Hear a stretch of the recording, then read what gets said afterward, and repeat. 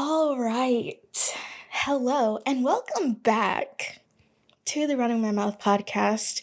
I am your newly rehomed host, Erin, and allow me to run my mouth for a little bit.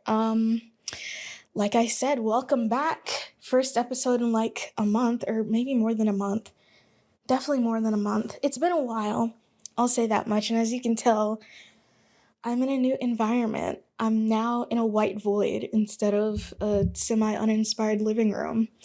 But yeah, long time no see. And that has been because I've been moving.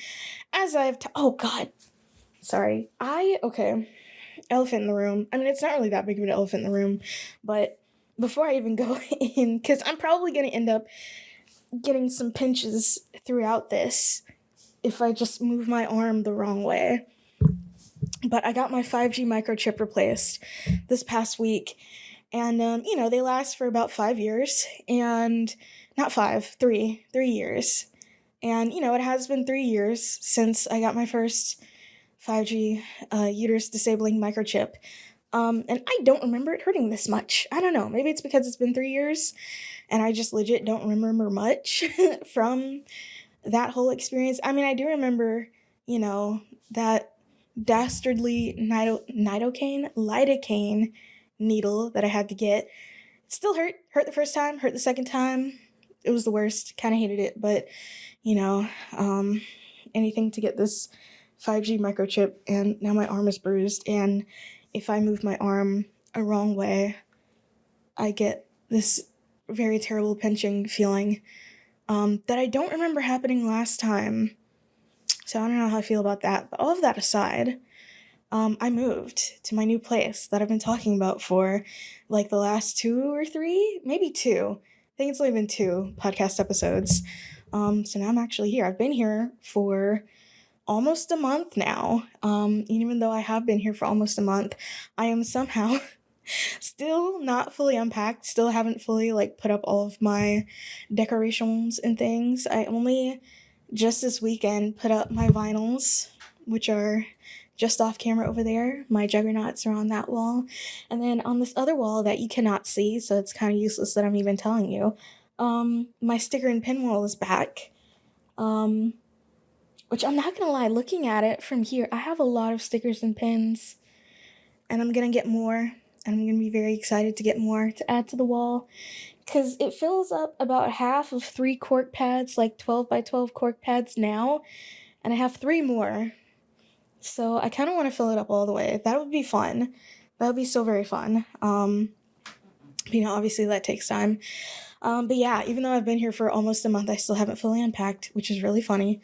Because I feel like when I moved into my last apartment, I unpacked like everything day one, and it took me maybe a couple weeks to put everything up, or maybe not. I don't know. Like I said, it's been about 3 years since I last moved as well. So, perhaps I forgot some things. One thing I hopefully shall not forget is that the next time that I move, which hopefully won't be for a while, I want to stay in this place. I mean, I stayed in my last apartment for a while. 3 years is kind of a long time. For a young apartment dwelling 20 something, probably. But I want to stay here for a good long while. I'm hoping that, this is like my last apartment that I have in Jackson, which is a crazy thing to say, but, I'm hoping that I don't eventually end up getting priced out of it, which is unfortunately a possibility, if you will. And I'm hoping that I don't have any major issues that force me out earlier than, say, a year. That would suck. But, in the ideal scenario where I've stayed here as long as I could, now it's time for me to move somewhere, probably out of state. I'm gonna hire somebody. I can't move myself anymore. This is too much. Like, I had help moving. I could not have done this without help. I'm not in college anymore. All of my belongings can't fit in my 4-door car. So yeah, I'm definitely gonna need help. I'm gonna need hired help. I'm gonna need professionals. I'm gonna need people who know what they're doing. And it's not like the people that helped me didn't know what they were doing. That's not what I'm saying. But I need people whose job it is to move people's stuff. Like, I want to, have all of my things packed up, and then I want to shove them in one room, and then I want some people to come, some strapping young lads to come and take it and expertly pack it away in a truck, and then take it to my new destination, and all I have to do is just get to my new apartment, and then obviously unpack everything. I don't think I would want strangers packing up my stuff. Like, something about that feels icky to me. I don't know what it is. I would not pay someone to pack up my house, because no. I mean, I don't have that much stuff yet. I don't think I'll ever have that much stuff, to be completely honest. But yeah, I don't know if I'm just, am I the one, am I the 1%? Is it just easier for me to pay people to do things that I've already done for myself? Maybe. I mean, I guess that all depends on how much it costs. And also, I was only moving across town. I've moved across state lines once, and I mean, they were neighboring states, Alabama and Mississippi. That's not too hard of a move. And also, when I first moved here, like I said, pretty much all of my belongings fit in my car, and then bigger stuff like this desk, and maybe a chair went in my mom's SUV, and we hoofed it down the highway over here. That wasn't too terribly hard, but again, I had like zero furniture. Now I have a lot more furniture, so it's harder. It's really harder. People who work as movers, I feel like, are unsung heroes, but also from what I've seen of people who have moved, some of these people that work as movers are kind of not great, so that's another thing. Every time you move, something gets lost and something gets broken. And so far, the one thing that has gotten lost, because I, for the life of me, cannot figure out where this thing is. And thankfully, it's not a big thing, but it's my bone folder. The thing that I used to fold my zines. I have no clue where it went. I thought I put it in my paper box. I went through my paper box trying to find it before Zine Club this past Thursday, and I just couldn't find it. Like, maybe I was rushing, so I wasn't looking too hard, and maybe it is just somewhere else. I thought I put it in the boxes of my sewing supplies. It's not in there. I know where it is. I think I know where it is. Hold on, actually, I think I know where it is. It's so hilarious that I went through this whole thing about, I've lost it. I have no idea where it is. Here it is. I found it. It was in a box of miscellaneous stuff. And just as I was explaining, like, I thought I put it here. I thought I put it here. I remember where I actually put it. So no, I haven't lost anything. Here's my bone folder. Congratulations, I found it. Thank you, everyone, for helping me, I guess. But one thing gets lost, and one thing gets broken, which, I mean, I guess it goes to show that nothing is ever truly lost, which it's so funny how this is just blending in with the background. It's just white. Yeah, which, I thought my camera was on auto white balance. I think it is. I think it just does a really bad job of auto white balancing. But my walls are a lot more landlord off-white than they look here in the video. So yeah, it's just like blending in. Anyways, the thing that got broken was a mirror that I had, which didn't break too badly. It was only like a corner, but it was one of those like full glass mirrors with like the bevels on the edge that I had before. But my new apartment came with its own mirror that presumably the last tenant just like forgot to take. So instead of like having two vertical mirrors in my bedroom, I was like, I'll just, let my mom take the other one back home. There is no, included mirrors here, aside from, obviously in the bathroom. So I got that one, and the corner, like, just broke off. I don't even know how that happened, honestly. But, every time you move, something gets lost, something gets broken. And so far, nothing has been lost. Now I have located everything that I need to locate. But one thing is still broken.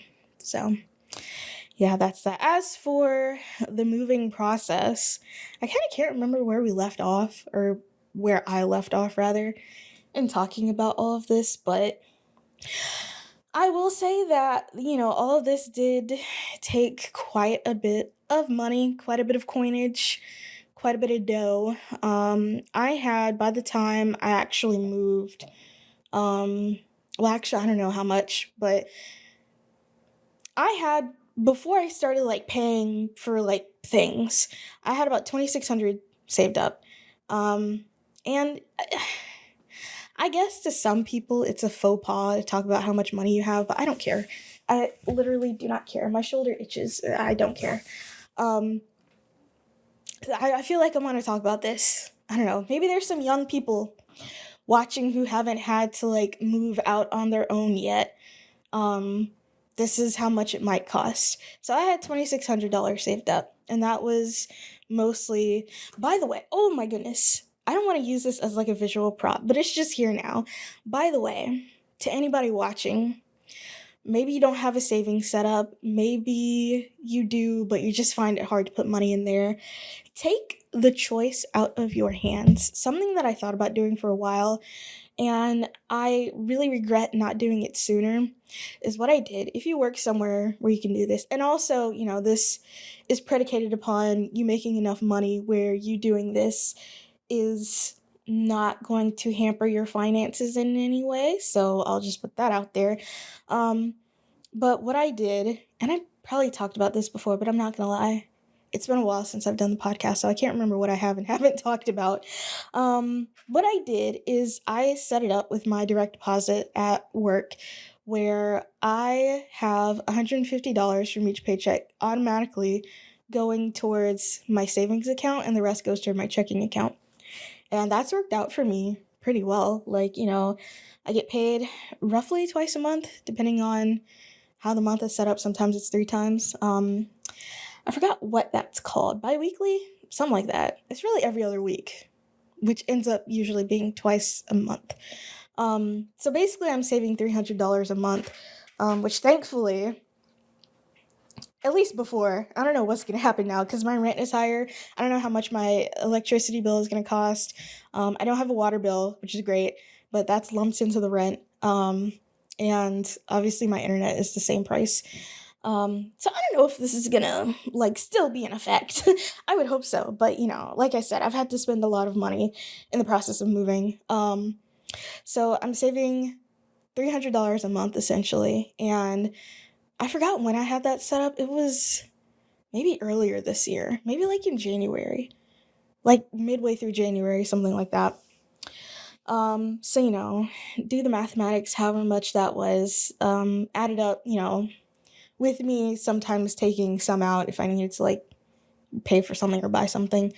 That added up to about 2,600 in my savings account that I had saved up. And that was all of that I was planning on using to move. I didn't really want to use all of it, and thankfully I didn't end up using all of it, but that was my moving fund. And so for like actual fees, I think I ended up having to pay. It was really crazy because this really annoyed me, but I ended up having to like do an application like twice. Like I had to do a paper one. No, I had to do one online and then I had to do a paper one. And then I had to like pay for, I don't know if it was a background check or a credit check or something like that, to like verify my rental history and stuff like that, which lame. I forgot how much that ended up costing. I want to say it was like, for some reason, the like credit check was like $50, and then the application itself might have been like 35. So 35. I'm on my computer, so now I can just like easily 35 plus 50. That's 85 right there. Okay, let's keep a tally. And then I don't really know in total how much I had to spend because I like bought. Well, I didn't really buy that much furniture, actually. I didn't really buy any furniture now that I think about it. So never mind on the furniture, but anyways, my deposit was 500, so plus 500. And then so the way that it worked, weirdly, was that I had to pay a holding fee that was $300 because I ended up applying sort of early on in the month. Because I was like, I was really out of options. I'm not even gonna lie. Thankfully, this one ended up being, not terrible. But I was like really out of options. So I was like, whatever, I'll pay this $300 holding fee. But that was lumped into the deposit. So the holding fee was $300. And then I had to pay an additional $200. which made the deposit $500. And then the first month's rent and water was $1,000. So that's $1,585 that we have right there. Just purely fees. Well, fees and, first month's rent. So that was, let's see. Nope. That left me with, well, I'm going to round down and say I had about $1,000 left. And so I didn't have to buy any furniture, like large furniture items, thankfully, but I did end up, having to buy some like smaller things, things you kind of don't think about when you're like needing to move somewhere. So, for instance, just the things that I've had to do since I've been here. I got a new shower head because when I was coming here to like clean the place up before I moved in, I, went to like bend the shower head down because I don't like the water coming at me from a high angle. Also, I'm really short and I feel like that's very height dependent, like how the water hits you when you're in the shower. So I try to bend it down because usually I like to have it all the way down. And it just came off. The shower head came off. So I'm like, okay, well, this is a great opportunity for me to just buy a new shower head. Because I wanted a detachable shower head because it makes it easier to, number one, clean the bathtub. Oh my God, if you have a detachable shower head, cleaning the bathtub is like so much easier. Because now you're not just like splashing water everywhere trying to get it clean. You can just like spray it. It's great. Love it. And also washing my hair. Although I feel like I haven't gotten the finesse of washing my hair with an actual detachable shower head down. I feel like I just end up mostly getting water in my ears. And I've washed my hair twice since I've been here. So including yesterday? So yes, my hair is fresh today. Thank you for noticing. And I just feel like I end up getting water in my ears, which is just, I hate that feeling. I hate it so much.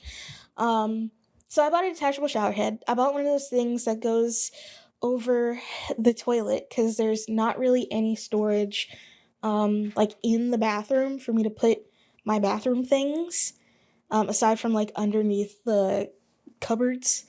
So I had to get that. I had to put privacy film on. I have these French doors in my living room and it's oriented in the way that I put my couch on one wall so it's like perpendicular to the French doors. And the French doors have blinds on them, but the thing about it is that you can just like see right out the side of them. Like, I don't know what the deal is, but it just doesn't provide enough coverage. And there were a few nights where I was laying on my couch watching my television, because I have a television now. Please clap. Oh my goodness, I have a TV and a Roku, another thing that I had to buy. Technically didn't have to buy it, but I don't have cable, so like, what am I gonna do with the TV otherwise? I'd be laying on the couch watching my brand new television, which the TV wasn't new. It was my parents' old TV, but it was still, nice-ish.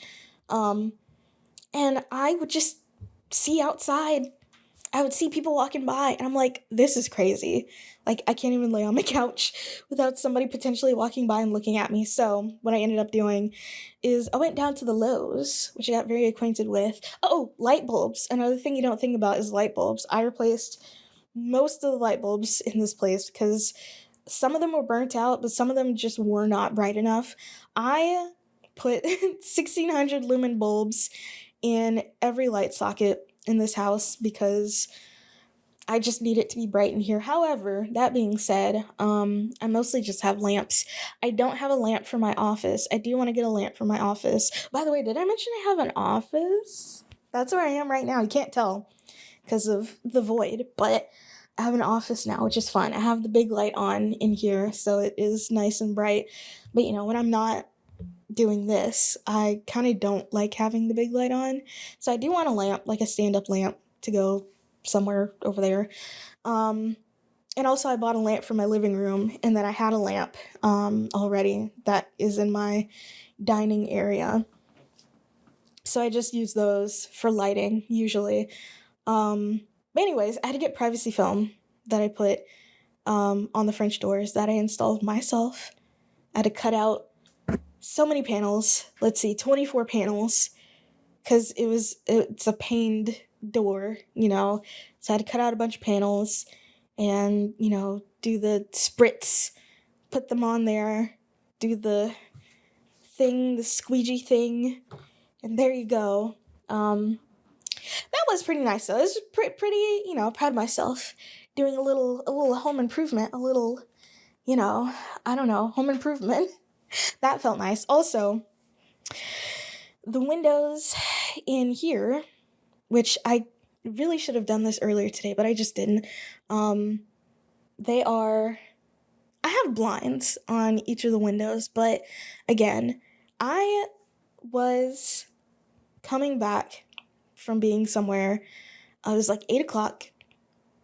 Maybe it was later than 8 o'clock, maybe like 8:30, closer to 9, right? And I, before I left, had left the light on in my office and in my bedroom.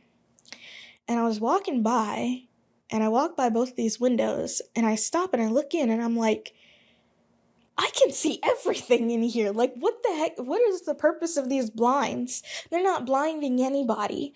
So I had to buy some shears and, of course, tension rods to put those shears on, to get just like a modicum of freaking privacy in my house. Like, good Lord. So I have to put those up at some point. I really should soon, but it's about to be dark. So anybody walking in is just gonna see everything if I do put them up now. So I guess I have to wait until tomorrow, which I don't even really know if I can do. Anyways, that's neither here nor there. So I had to get that. Like I said, I got a lamp for my living room. I got a plant. Oh, I'm a plant mother.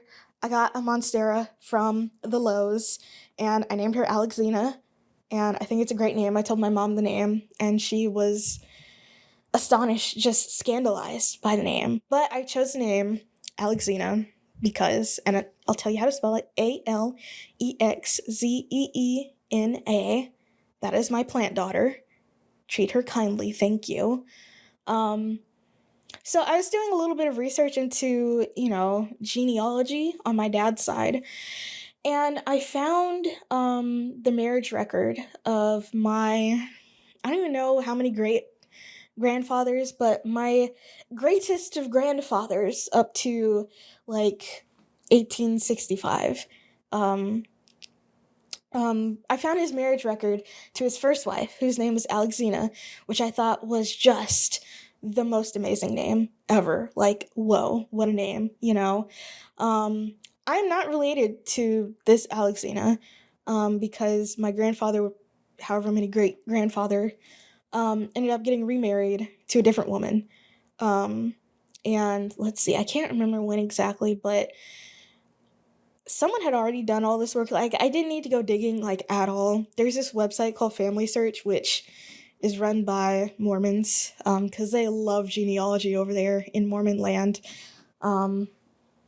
which, good for all of us. But, I guess it's not really, like, it's not really a bad thing at all. I don't even know what I'm talking about, but it is run by the Mormon Church, as I later found out.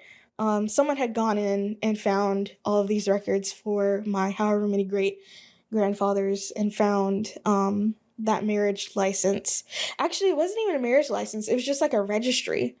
Or no, it was a registry and it was the license. And something that I found out, which was crazy to me, but marriage licenses in the state of Alabama in the mid 1800s were like $600. That's a lot of money. Like, right now, that's a lot of money. But back then would be a lot of money. I don't know if I, like, misinterpreted that or what, because I never looked any deeper into it.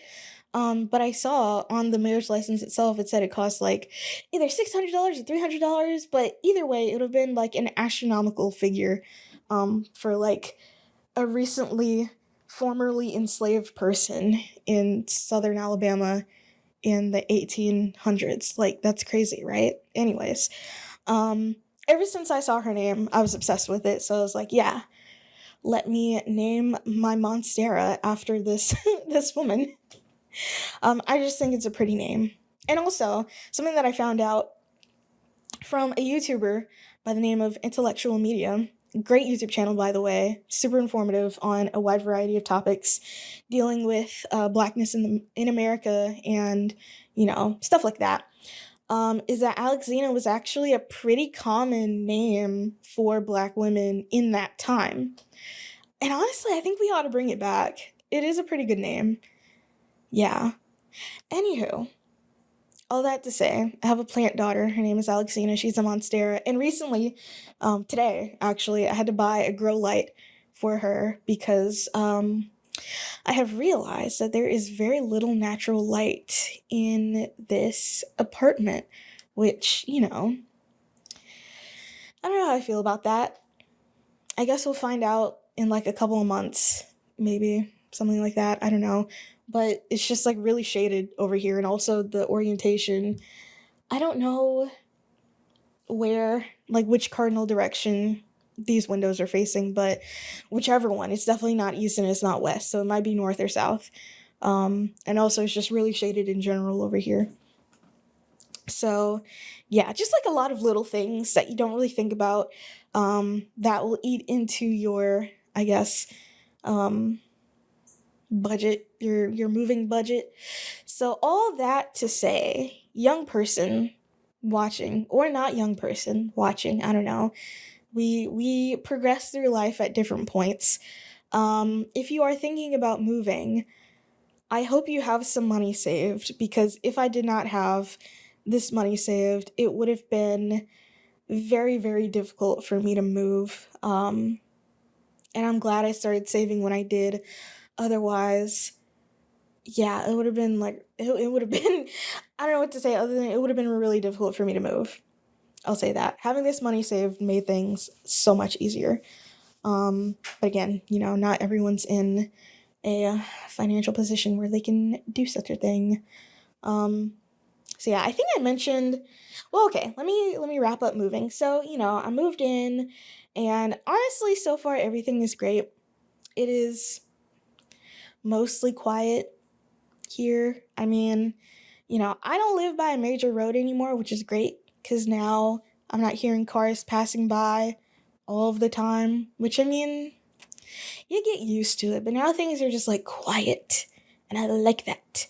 However, I am downstairs, and I can occasionally hear people walking above me. You won't really hear it in here, I will say that much. You won't hear it in the office, you won't hear it in the bedroom. In the living room, it sounds like someone is walking on a spring mattress. Like, I don't know what's going on I don't know what's going on, but it's just like, it's real loud. It's kind of jarring. I mean, I am already sort of starting to get used to it, but still. Yeah. But as far as, well, I was gonna say, as far as I know, the wall is pretty thin, but it could be that I just am loud, which loud has never been a word that has been used to describe me, but we grow and we change. Maybe I'm just loud and everybody else is quiet, because I could never really hear anyone in my old apartment, which was great, but maybe they could hear me. I don't know. I never got a noise complaint. 3 years, no noise complaint. So perhaps I'm not loud. But aside from, all of that, which is honestly like really minor, I don't know if I really have any complaints. I will say I could tell that they did not really repaint or like fill up any like nail holes in here. So that's certainly something. And also, the carpet feels a little weird underfoot. I feel like it just like needs a good cleaning. Like I need to go rent those like big red rectangle carpet cleaners from Walmart. Do they even still have those at Walmart? I feel like I haven't seen one of those at a Walmart in so long. Those big red carpet cleaners.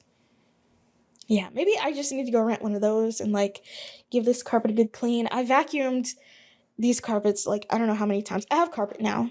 I don't know if I mentioned that. I have carpet now, which is crazy. I mean, it's probably going to be great in the winter because, yeah, that'll be the true test. That will be the true test. How this place feels in extreme heat, which we're already sort of getting there. And I will say it is pretty balmy. I'm not gonna lie. The first few times that I was in here, I was like, is this air like working? Like you can't really feel it coming out of the vents. Um, and you can't even really hear the unit running, but it is running. It's running, it's been running. Not been, I mean, it's not constantly been running. It's been running when it needs to run. It works, it's functional. That's what I'm trying to say. Um, but it's a lot quieter than my last AC unit, I'll say that much. Because, I stopped doing that after a while because, like, it got to be too hot to do that. But sometimes, if I was recording a video or doing the podcast, I have to turn my AC off because it was just so freaking loud. But now, I mean, I won't have to worry about that because I can barely hear the thing running, just being completely quiet, not even yapping. So, I don't know. And then, what was I talking about? Oh, in the winter, my floors it would be like walking on blocks of ice. That's how cold my floors would get. And I think having carpet is going to help alleviate that a little bit. I'm not gonna lie, I do hate the color. I hate the color. It's just, it's apartment brown. I don't really know how else to describe it. Again, it feels like it's a little crunchy, a little crusty. Not terrible, but not exactly plush either. Like it just needs a good cleaning. I don't think they cleaned the carpets before I got here. Like they vacuumed. I saw the vacuum lines. I don't know if they like actually properly cleaned it. Is what I'm saying. Which I mean that's not really a super huge complaint. It's not even really a complaint. It's just like, I don't really think about my carpets all that much. It is like it's like fraying at some points. I think it's a little bit more noticeable in my bedroom. So yeah. I will say though, I have 2 toilets now. I have a half bathroom in my bedroom. That's pretty dope. I honestly love which is a weird thing to like be so enthusiastic about, but I love waking up in the middle of the night, having to pee, and just like walking across the room and going into the half bathroom and using it. Like I don't know what it is about that, but I just love it. Yeah, so that's fun. um, I don't have to hold the flusher down anymore. I can just like bloop and it'll flush. I had to hold the flusher down at my last place. That sucked. I hated it. Having toilets where you gotta hold the flusher down is mad annoying. Like so annoying. I don't know why. It just is. Um, so yeah, like I said, I don't really have any major complaints. I have a lot more storage. I have a lot more space. I have an actual place where if I wanted to host friends, which my office hours are not open yet. I feel like I need to do a little bit more sprucing before my office hours are going to be fully open. Um, but now, when my office hours are open, I will have a space to put my friends in my house. Well, okay, this was more indicative of the nature of that friendship, but you know, previously I would always be going to my friend's house. They never really came to my house. Um, and honestly, I wouldn't even really have been objected to it. But like I said, that was a lot more indicative of that friendship than it was about my apartment. But, now I feel like I can actually have people over. Although, will I have people over? I don't know. Maybe. I kind of want to. I have space for activities. I have a TV now. We can watch movies. It is small. It is a small TV. It's a very petite TV, but she gets the job done. I'll say that much. Oh, speaking of which. Dang, where do I want to put this? Hold on. Speaking of TV, I have a topic related to that. Anyways, all of that to say, I'm doing a lot of build up for no reason. I have no major complaints with the apartment as it is, or, the area, or the neighbors, or anything like that. However, it has come to my attention that I do have a bit of an infestation of the R word. And I'm not talking about rats, I'm talking about roaches, unfortunately. Now, I will say, first of all, I have been doing something about it. They were here before I was, and I had to evict them because it came to my attention that they had no intention of paying rent. So it's like, if you're gonna freeload, then I'm gonna have to evict you. Look at me, sounding like a landlord. Yeah, I'm hoping that it is a past tense had, but I have been having a bit of a roach problem. And I had a bug guy come. He came. Very nice guy, by the way. Very nice man. Showed me everything that he was doing, explained everything. He took this, like, it looked like those things that you use to clean babies' ears, but had like a long metal nose on it. He had one of those things, and I guess it was like filled with some kind of dust that kills roaches. And he like pumped that in all the cracks in my kitchen because that's where it was, you know, centralized. And he did that, and he looked up at me and he's like, "You're not gonna like this." And I'm like, "Oh my god, what are you talking about?" He's like, "Yeah, I found the nest." So apparently they were just chilling in the void between, my sink cabinet and the floor. And this is particularly frustrating because, I expressed all of this to my landlord not that long, the day after I moved in. Because I remember I moved in on a Saturday, and then that Sunday, I was just mostly, unpacking more, chilling basically. Um, and I don't even think I really left the apartment that much. I like stayed home for most of the day. And every time I looked up, because I was usually, sitting in my living room, living, every time I looked up, I saw one of those abominable creatures creeping across my floor. And I'm like, what the heck every 3 hours I was seeing one of these. And I was like, this is crazy. I've never had to deal with anything like this before. At my last place, I'm not gonna lie, there were probably rats. I never saw them though. That's the thing. I heard them. I thought I heard them anyways. And I was like, man, I think I might have rats, but I never saw them. They weren't just like hanging out in my kitchen, chopping it up with each other, you know? So I really had no proof of there ever being rats or even mice or any rodents of any kind. I just kind of sort of thought I heard them at night. But now I see these little bastards walking across my living room floor like they pay the bills in this place. So I'm like, okay, this is crazy. Like, this is not normal. I've never seen this many roaches this much, like anywhere, ever. And so I sent an email to my landlord being like, hey, there's like hella roaches in here. Like, what the heck is going on? And they tried to tell me, like, oh, the unit's been sitting vacant for however long it's been sitting vacant for. They didn't tell me how long it's been sitting vacant for, by the way. They just told me it's been sitting vacant for a while, whatever that means. And they were like, yeah, once you get in there and you're living in there for a while, they'll start to disappear. And I was like, okay, I accepted that explanation. And then a week passed.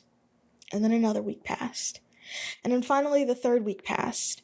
And I'm like, it's been 3 weeks. I don't think they've gotten the memo that I'm in here and that it's time to move out, And so I asked them because, I read my lease. And if you're watching this, you should also read your lease because you don't want to be taken unawares by anything. Read your freaking lease, please. I know it's a lot of pages, but just read it. Goodness gracious. And I saw in there that there was I guess, clause or section dealing with pest control. And it's like, oh, we're gonna spray for bugs every month. And that's the landlord's responsibility. I was like, okay, great. That's fantastic. When will you do that though? Like, when will that occur? When has that happened? Because it's been 3 weeks. We're almost at the end of the month. Is it gonna happen at the end of the month? Is it gonna happen, like, has it already happened? Like, I don't know. Because, I can't remember if there was any like pest control thing for my last apartment. But I never really had any problem with pests anyways, except for the one time I had a fly apocalypse, but that was like a one-off occurrence. And then I had an ant apocalypse, and that was my fault, and I ended up being able to eradicate them anyways. So aside from those 2 times, I never really had to deal with, especially not freaking roaches. I mean, there was that one time where I came home from work. 2 days in a row, and there was like a wasp in my house, but I think there was probably just a nest somewhere. And I mean, it only happened those two. Well, was that 2 days or 3 days? I think that might have been like 3 days. Yeah. But again, I was there for 3 years, right? These instances were very rare. I've been here for 3 weeks and I'm seeing so many roaches. And it's like, what the heck is going on? And so I asked them, okay, when in the month is pest control supposed to take place? And they're like, it's the on or about, they don't say it's on, they said on or about the third Wednesday of every month. And when they told me that, that third Wednesday was about to come up. So I was like, okay. And that third, no, when they told me that, that third Wednesday had already passed. And I was like, okay. And then they said, oh, there might be some leftover after they spray, which that doesn't make sense because keep in mind, I'm seeing them, they are alive. It would be different if they were dead on their backs, scrunched up. These were alive and well, alive and thriving. Okay, so it's not like these are residual dead ones that are popping up. And also that just doesn't make sense. What do you mean they're going to be left over after spraying? They should, I don't know, maybe they're not using the right spray. Like they need to, that didn't make sense to me. But also something to keep in mind is that when I lived in my first apartment here, they also did pest control every month. And every month that they did pest control, the pest control people leave a little card on your kitchen island being like, hey, Diva, we stopped by and killed the bugs for you. See you next month. And I haven't gotten anything like that. And honestly, I feel like and I don't know if this is on the apartment or if it's on the pest control service itself, but if you're going to be doing that at such a large scale, you would want to give people that kind of peace of mind that you've been there and that, things have been handled. So, like, I don't see how hard it can be to, not even business cards, just print a bunch of them in black and white on, like, some printer paper, Xeroxed, dot matrix, I don't care. And just, like, leave that, not even inside, like, on the door, put it on the door handle, something, I don't know. Just telling people that you've been there.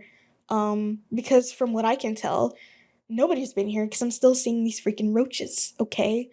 And also keep in mind, I don't like roaches. I don't think anybody likes roaches, but I, in particular, I really don't like bugs and roaches. However, one thing that has made the situation ever so slightly more manageable is that these haven't been the big country roaches that I'm used to. Like the tree roaches, the ones that are big and brown and like fly and are just the worst. I hate those. These haven't been those. These have been city roaches that you only find in apartments with infestations, I guess, because I've literally never seen them anywhere else. So thankfully they're not the big country roaches.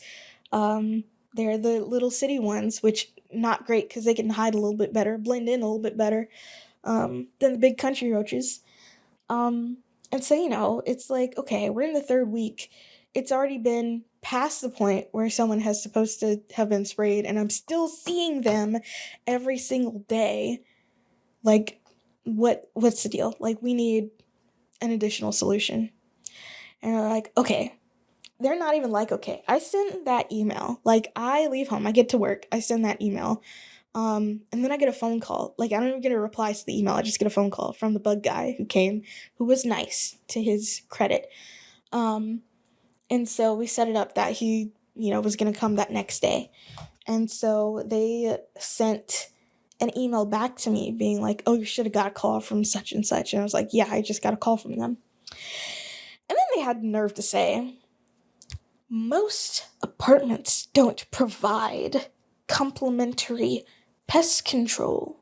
And it's like, okay, first of all, they should. And second of all, do you want an award for that? Like, you're doing your job as a landlord. Wow, congratulations. Thank you so much. But also, apparently it's not doing anything. Apparently it's not doing a gosh darn thing. Because there has been enough time for an infestation to build up. So were they just not going and spraying the empty apartments? That doesn't even make sense because if you're going to do that, you might as well do the whole apartment. Why would you skip the empty ones? That doesn't make sense to me. Like, none of that made sense to me. I feel like they just didn't want to admit to the fact that, yeah, there's an infestation. There is an infestation. Hopefully that is what become a was, because the frequency with which I've seen them has definitely gone down, but it's also been less than a full week. So, you know, at the very least, the bug man was nice. Which, at this point, I mean, it feels like the bare minimum to me. But anyways, those have been my chronicles of moving. The joys of going to a new place. Aside from that, though, everything has been going swimmingly. I will say that much. It's been pretty great.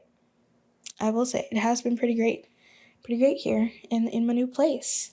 You know, I love it. There is some stuff I still want to do. Like, I want, number one, a bigger bed. I can't be in this twin for much longer. I mean, it's fine. Like, my mattress is nice and comfy. But I'm going to be 26 in September. And I don't think I want to still be sleeping in a twin. You know? I don't think I want to do that, actually. So, yeah. Except, you know, mattresses and box springs and frames cost a lot. So, I'm probably going to need a sale. Which, I mean, the 4th of July is coming up. And mattress companies love doing a little sale on the 4th of July. So, maybe I'll do that. I mean, that's next week, actually. Or no, this coming week. Isn't it? Yeah, that's literally this week. It's the 29th as I'm recording this. So, yeah, that's this week.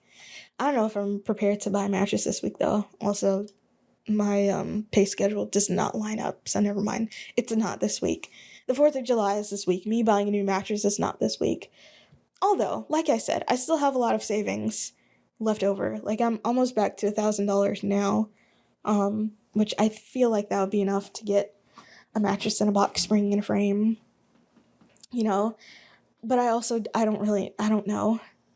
I mean, I have bought a mattress before, obviously, bought the one I have now, and that was like less than $500, but that was also a twin, and it was a Mattress Firm branded mattress, which, I mean, like I said, I've said this before, I would want the exact same mattress, just bigger. I just want, you know, a full size or a queen size of whatever it is that I have in there that hopefully they still sell. So thankfully they let you test out the beds at mattress stores. So, you know, I probably wouldn't buy one online. Buying a mattress online, you don't even know what it feels like. That's a little crazy to me. I'm not even gonna lie. I know people do it. Which, I mean, technically, you know, they do it on like a trial period thing, but I feel like it would be such an ordeal to try to send a mattress back, especially if you buy one of those that like roll up and you gotta wait for it to expand.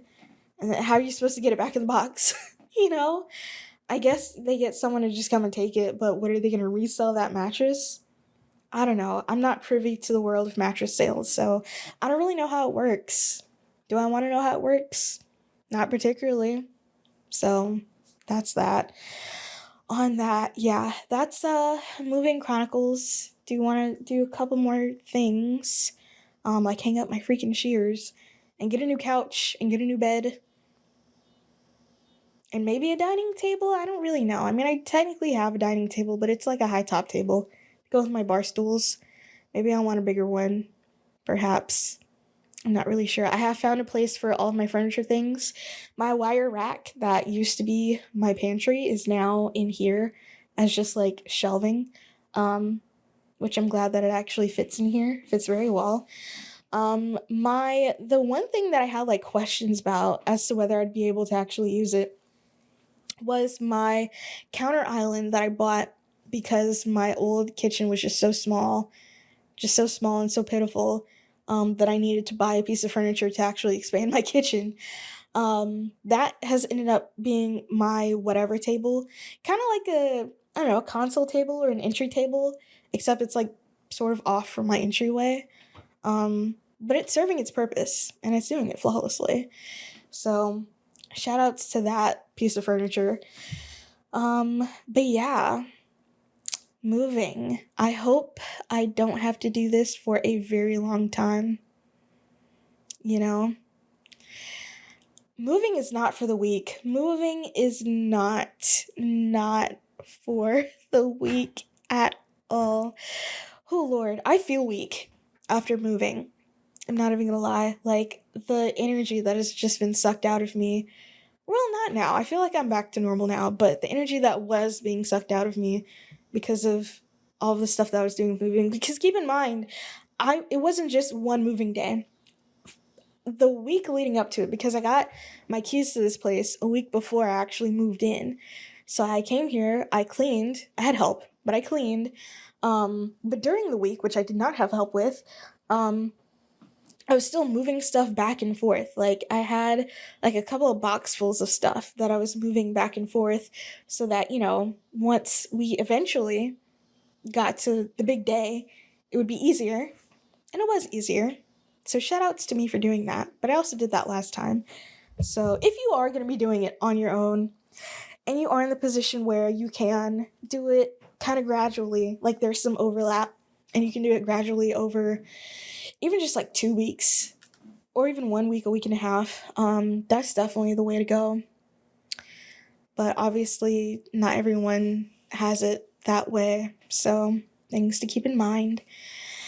And it's really funny too, because I have helped, and I don't want to harp on this, but I have helped my brother move exactly one time. And he was, like me, only moving across town in the place that he lived. But me and my mom drive from our hometown up to where my brother was living, which I think was maybe like 2 hours away, something like that. And I'll get to his old apartment, his place that he's moving out of. And we look around, and nothing is packed up. And I'm like, what the heck is going on? Like, what do you mean nothing? Where are the boxes? Why is nothing? Like, his sheets are still on his bed. All of his dishes are still everything is still in the cabinets. Also, I'm not gonna lie, my chair is pretty squeaky, so sorry in advance. Hopefully, in editing, some of that squeak will get taken away, but you're gonna have to deal with the squeaky chair for like a little while. Maybe more than a little while, I don't know. Anyways, we get there and nothing has been packed. And it's not just me and my mom helping, it's me, my mom, and like 4 of my brother's friends. And they get there and nothing is packed. Like, imagine someone, I mean, it wouldn't even apply here because currently some of my stuff is still in receptacles. But, like, that was so unfathomable to me. So we had to pack everything and then put it in our vehicles. This was before, I think I was in high school, or maybe, no, I was in high school when this happened, I think, so I wasn't driving. Put it in people's cars, and then drive it across town, and then we had to make multiple trips back and forth, and it was like, that was the worst experience I think I've ever had. And it's really funny, because at that point, it was just me and my mom, and, obviously my brother, because he's the one moving. But my brother moved, again, across town not that long ago. And, because, me and my brother don't really talk. So, like, I only get snippets of things that happen in his life secondhand. But my dad was the one who got suckered into helping him move. And from the snippet that I heard, my dad gets there, and much like me all those years ago, looks around, looks to his left, looks to his right, nothing is packed up, and apparently he just grabbed a sheet and just started putting things in there. Like, the meme with the ant and the stick and bindle? Like that. And just started putting things in the sheet and tying it together, because there are a number of reasons that I am not really in intentional contact with the one sibling that I have. It's a myriad of reasons. One of those reasons is, he is just, I've talked about a lot on this pod, whatever, I'm going to talk about this. He is just the kind of person with no consideration for others, and that was a very small example of that lack of consideration for others. that has led us to not having a relationship. So that's that on that. I guess. I don't know. I've moved on from it, sort of. Not really, but yeah, this is supposed to be a nice episode. Let's move on. No more talk about moving. We're not talking about moving anymore. What we're talking about is music. So, it's been a while since the last pod episode, and since then, one album has come out that I've listened to, and I've discovered an album sort of by happenstance, and I'm going to talk about them. So, Vildhjarta put out their latest album that I'm not going to attempt to pronounce. Oh, I am not, because it is in Swedish. And it is 1, 2, 3, 4, 5, 6 words. 6 Swedish words that I cannot pronounce, but what I'm going to do is I'm going to translate them. Give me a second. I'm at my computer now, so I can do these things. And you're going to hear my loud... Okay, I'm going to have to type this out. Oh, hold on.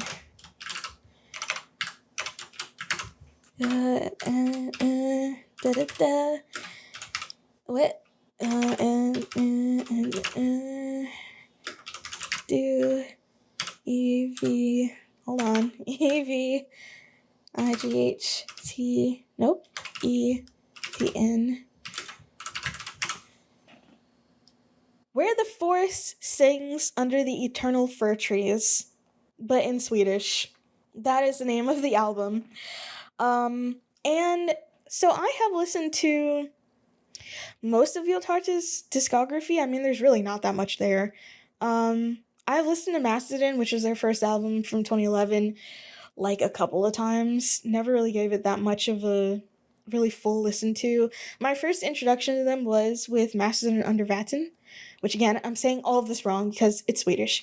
Apologies to the Swedes out there. I'm so sorry. And I'm pretty sure, so from listening to both Mastodon and Mastodon Under Vatten, to me, the latter is sort of a progression of the musical motifs in the first one. And I think I like it a little bit better than the first one. And then they have an EP, Thousands of Evils, which I do like a lot, which I mean is pretty short. So they have 3 projects that I've listened. I've listened to their entire discography. I can't remember what I said before, but I've listened to their entire discography, and I greatly enjoyed the singles that they put out from this album, which came out 2 years ago.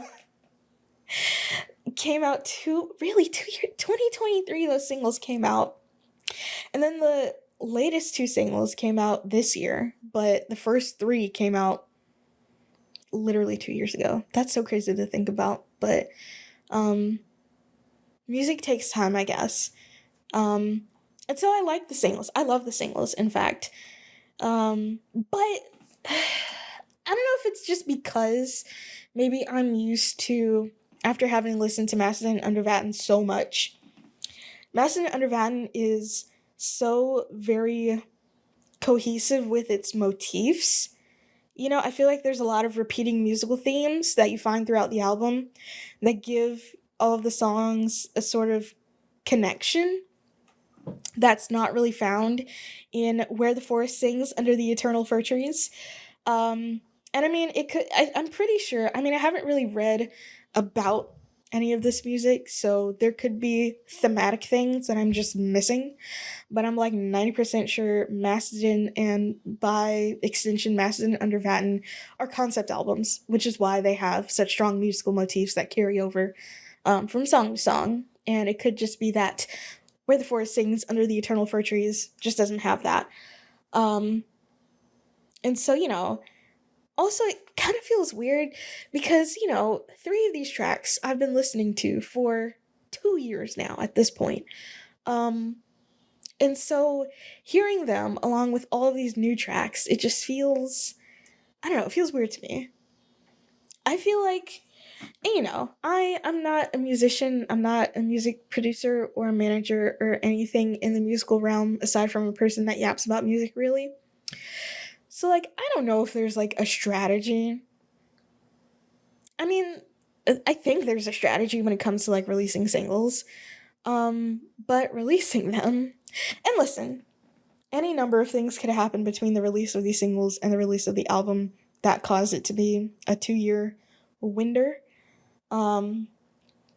But I don't know, it just feels weird listening to these songs and then the rest of the songs on the album because they feel so, I don't know, old. They just feel old because they are, I guess, technically old, but I don't know. I don't know. I do like the album. I want to put that out there. I do like the album. I just don't know if I like it as much as Mastin Under Vatten or, well, I do like it more than Thousands of Evils, but I feel like Mastin Under Vatten, actually, I don't know. I'm thinking about some of the songs. Or not even some of the songs, just like it as a whole. And maybe, I don't know, maybe I do like a little bit more. Just like musically. I like the songs on Where the Forest Sings Under the Eternal Fir Trees more, but I feel like I like the cohesiveness of Macedon Under Vatten a little bit more. And also, let's see, there's 17 tracks on Macedon Under Vatten, making them an hour and 20 minutes, and there's 12. So yeah, this one is also just shorter, so it's just kind of easier to listen to front to back than Macedon Under Vatten. So that's just kind of my sort of disjointed review. However many, when did this album come out? May 30th. Almost a month later. For Where the Forest Sings Under the Eternal Fir Trees by Vildhjarta. So I do like it. I don't really think it needs much more time to grow on me. I feel like I've given it enough time to grow on me. And I like it. I don't know. I think it's good. It's a good album. I give it a good out of 10. But for the second one, the second piece of music that I have to talk about or want to talk about today. So I was scrolling on Instagram, as I want to do, going through my little Instagram stories, again, as I want to do. And I saw someone had posted this album that they were fond of, maybe from their youth. I don't know, I can't remember, it's been a while. The album came out in 2006, so it's been around for a while. And I was like, you know what, I'll give it a try, because I'm always looking for new stuff to listen to. I've been recommended some stuff, and it goes in the rotation, and I've been recommended some stuff, and it's just like, oh, okay. I'm always happy to put something in my rotation. And so this album is Alphabets by Trophy Scars, which came out in 2006. And it is I would guess, kind of post-hardcore album.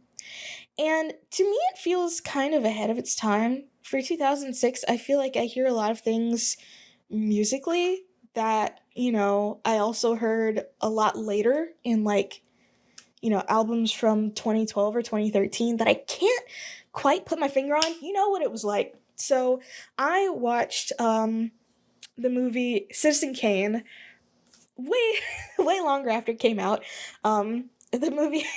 Wait, when did Citizen Kane come out? Citizen Kane, 1941. So yeah, I watched it a few years after it came out.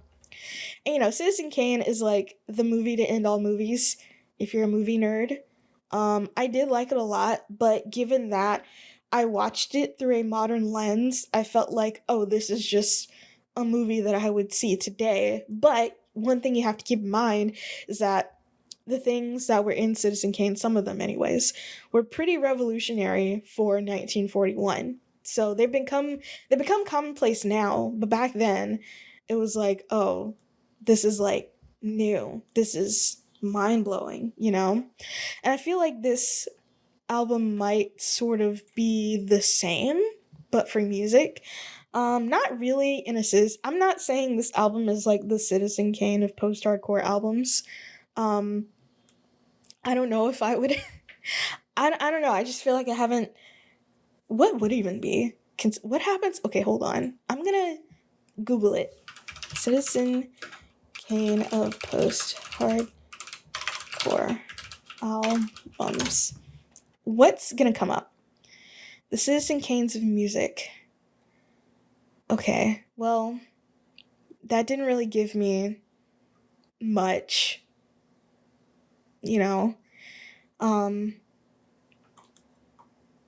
Yeah, never mind. I didn't get an answer. Oopsie doopsie.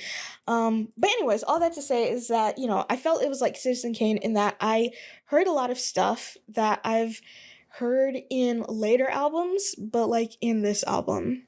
And honestly, people were probably, like, bands were probably doing this even before this album, like before 2006. But to me, it felt kind of not necessarily modern.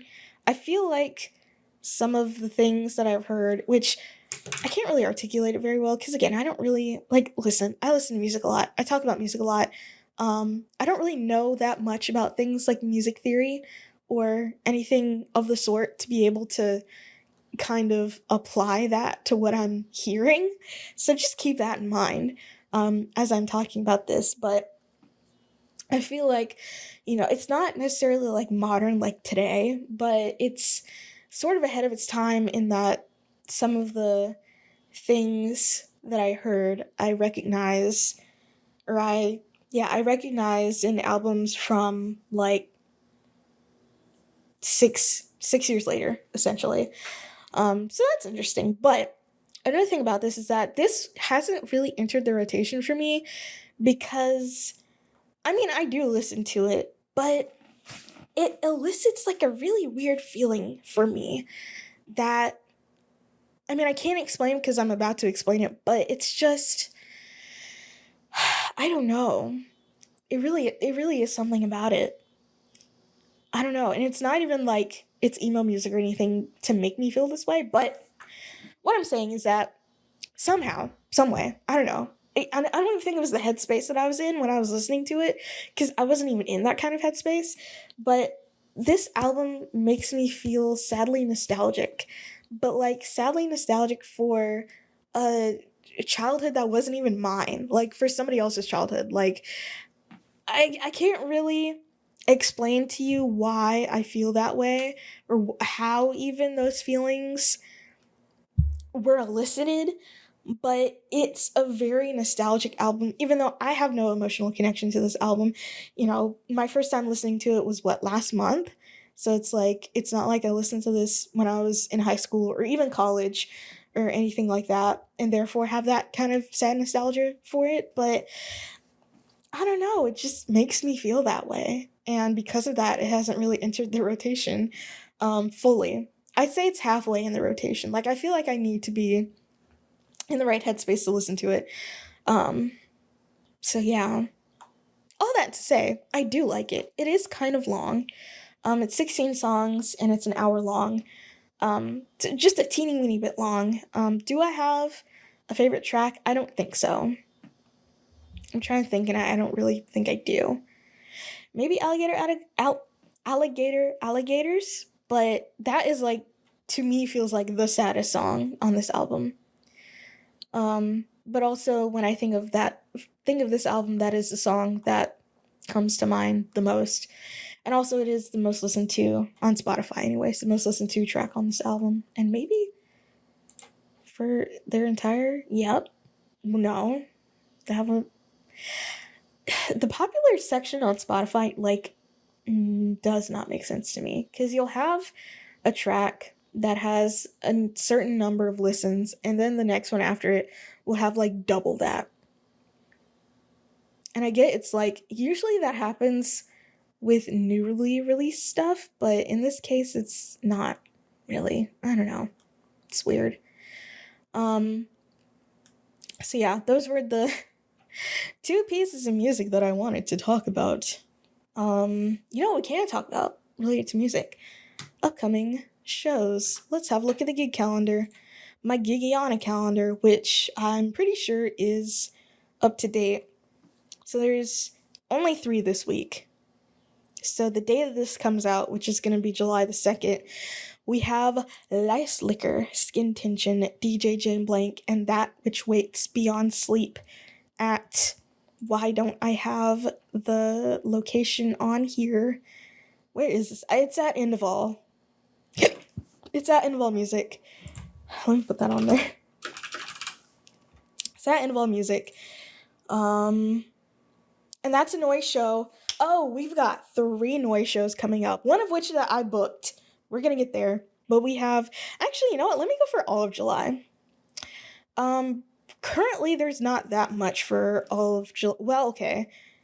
I haven't put everything on my calendar yet. I know there's like a couple that I'm missing. So like this is gonna fill up. But here's what I have so far. Light Slicker Skin Tension, DJ Jane Blank, and That Which Waits Beyond Sleep. That is gonna be on the 2nd. Which, by the way, I've only seen one That Which Waits Beyond Sleep performance. But it does feel like performance art, which is why I love noise music so much, because part of it is performance art and part of it is just like noise. And I'm a noise music enjoyer, if you didn't know that. I did used to listen to dubstep when I was in middle school, so like it makes sense, okay? And then we have on Saturday the 5th, Pro FM, Hammer and the Tools, mostly satire, with Kid Manifesto in C major. By the way, I'm just looking on my calendar. I don't have the posters for any of these, not on the calendar anyway. That is at the Involved Music, and that is Saturday. And then that same day, we have Gratitude Jar, Titus, and Headcanon at Martin's downtown. And then we have another one that I don't have a time for. This is Sunday the 6th. Sunday the 6th, which I can't remember when I put some of these on here. Some of these get announced like a little bit in advance, and then I put them on here, and then I completely forget about it because they just don't post about it. Summoner Circle, Illusion of Fate, and Cetragore at Howlin' Mouths at a time that is, as of right now, unknown to me. And then on Saturday the 12th, there is an art market at Cultivate Coffee Project featuring the Akashic 45s. And then I have nothing for the week of the 13th, but there probably is something the week of the 13th that I just haven't put on my calendar, so don't jump down my throat. Oh! Okay, well, I've already talked about this, but Gideon with, hold on, Unity, Texas. This is off the top of my head because I don't have the support on my calendar. Crypt Eater and Face Rat at Howlin' Mouths in the Red Room. I'm really looking forward to that one. By the way, not to like brag too much, but I feel like I've gotten pretty good with some of my picture taking techniques. I've been trying out some new stuff. I figured out how to do something completely on accident. I haven't edited those pictures yet because that was from a show that I went to yesterday, which I suppose I will talk about after this. A show that I went to yesterday. Again, I figured out how to do it completely on accident, and I'm very happy about it, but I am ready for this Gideon show. I'm ready for this Gideon show. This is going to be so big for us. What I didn't know, though, is that I don't know what he does within the band. His name is Isaac McWhorter. I think it's Isaac.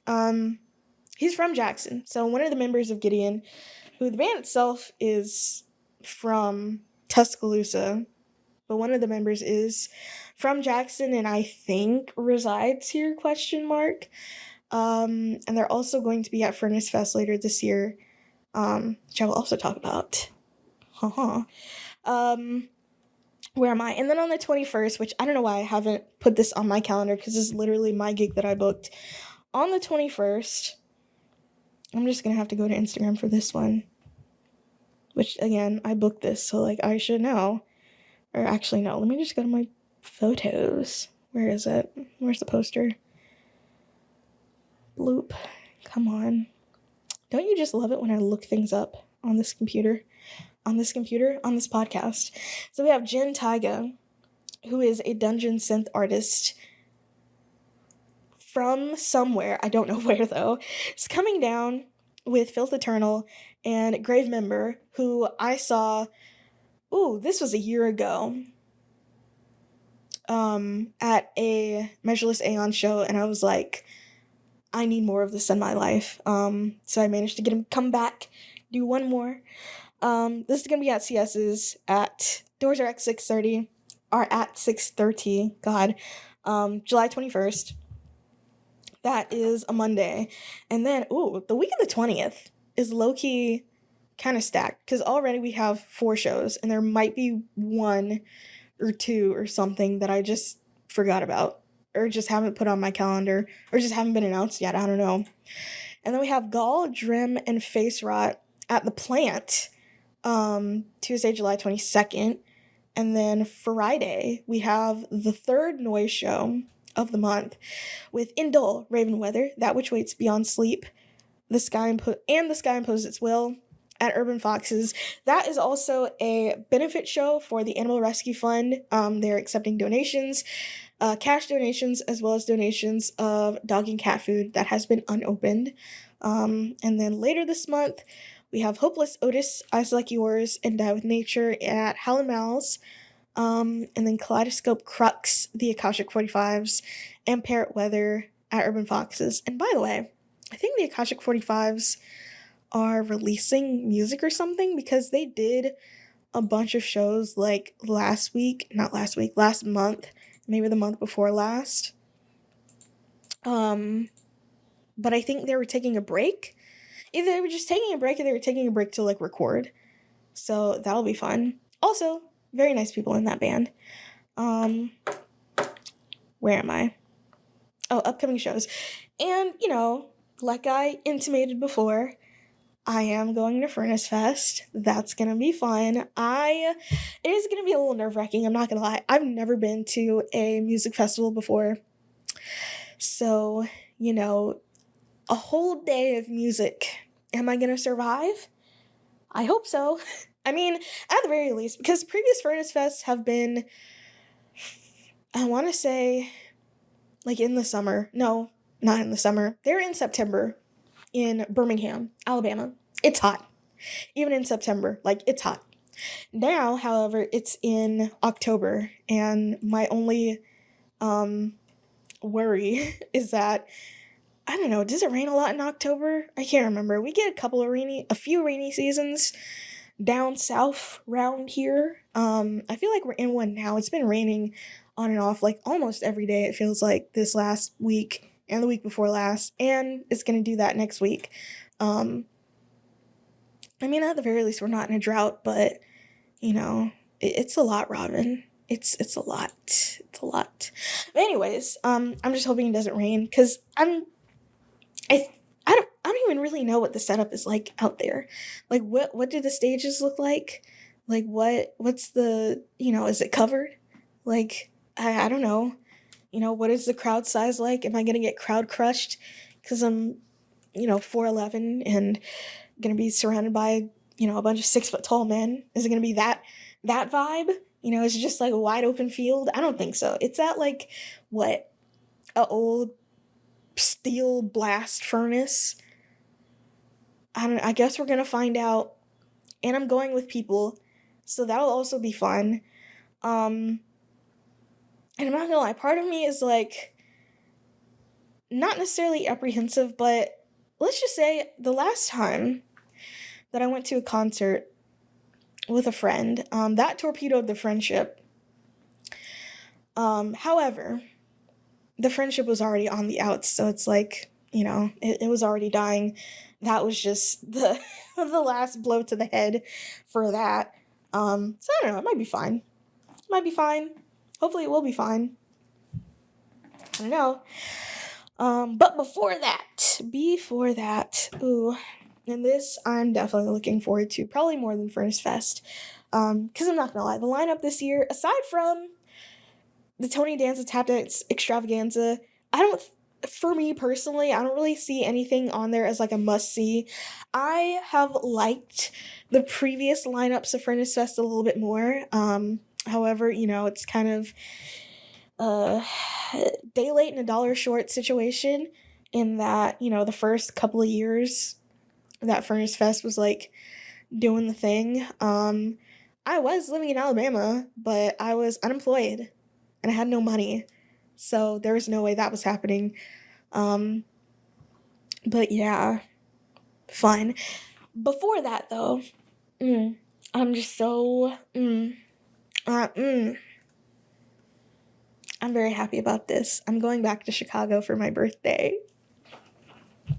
Oh man, I'm so happy about that.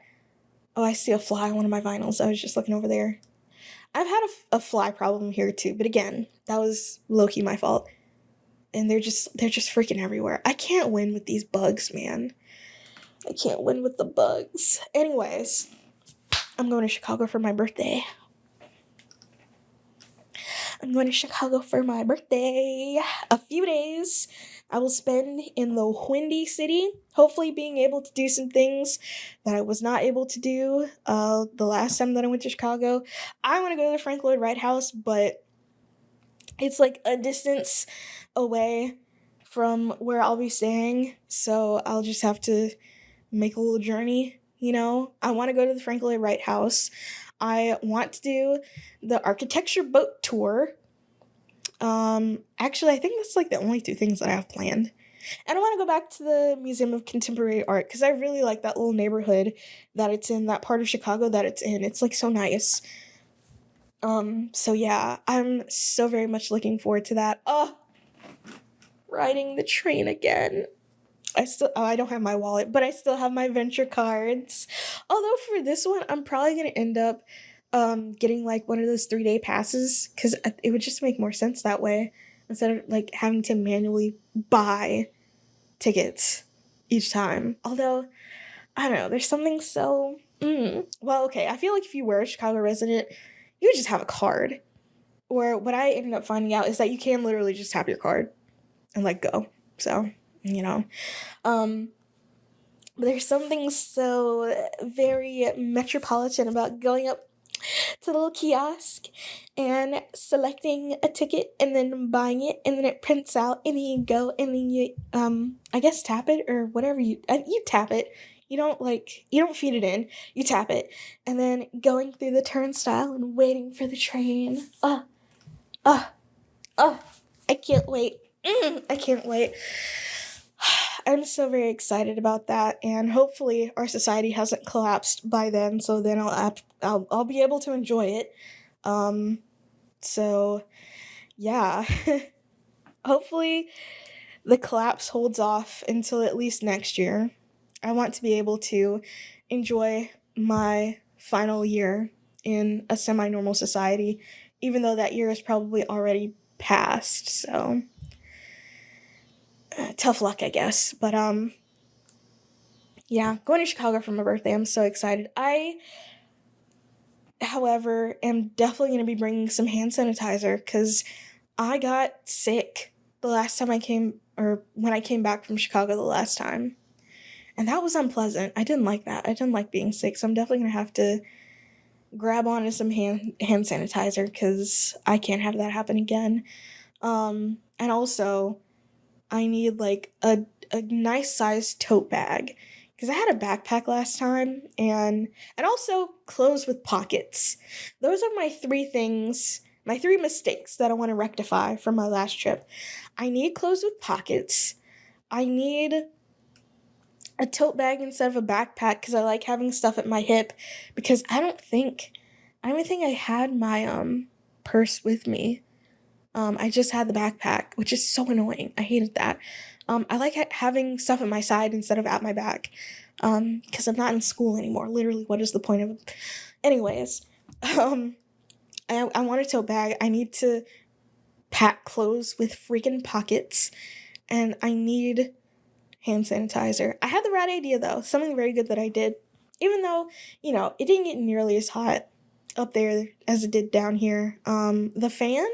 Having a portable fan, just A1 idea. It was great. It was great that I had that. It's a good little fan, too. It's like a little Walmart fan that my mom bought me. I can't remember why she bought it for me, but we were doing something or going somewhere that required us being outside for a while, and she was like, oh, I'm getting us neck fans. And I was like, okay. Couldn't really use it as a neck fan because of the length of it and the amount of boobage I have going on up here. It sort of meant that the fan was just like, the angle of attack was not correct. So I ended up just having to hold it. So, having a handheld fan was nice. It'll be, September when I'm going up.